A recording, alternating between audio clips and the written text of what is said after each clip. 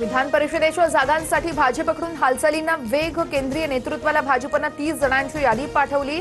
केशव उपाध्याय, राम सातपुते, माधवी नाईक, रणजितसिंह निंबाळकर आणि संजय केनेकरांसह 18 नावं समोर. विधान परिषदेच्या पोटनिवडणुकीसाठी भाजपकडून प्रज्ञा सातव यांच्या नावावर शिक्कामोर्तब. सूत्रांची माहिती. काँग्रेसमधून भाजपात येताना प्रज्ञा सातव यांच्याकडून राजीनामा.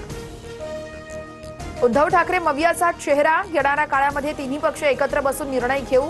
मातोश्रीवरील बैठकीनंतर हर्षवर्धन सपकाळ यांचं सूचक वक्तव्य. तर विधान परिषद ठाकरेंनीच लढावी यासाठी पवारांची राष्ट्रवादी देखील आग्रही. किमान 10 वाक्य मराठीतून बोलता आलीच पाहिजेत. परिवहन मंत्री प्रताप सरनाईक यांच्या बैठकीत साहित्यिकांच्या सूचना. महाराष्ट्र दिनापासून रिक्षा टॅक्सी चालकांना मराठी भाषा अनिवार्य. दिव्यातून 8 डब्यांची चिपळूण मेमू धावणार. 1 मे पासून 7 जून पर्यंत आठवड्यातून 3 दिवस विशेष गाडीचं नियोजन.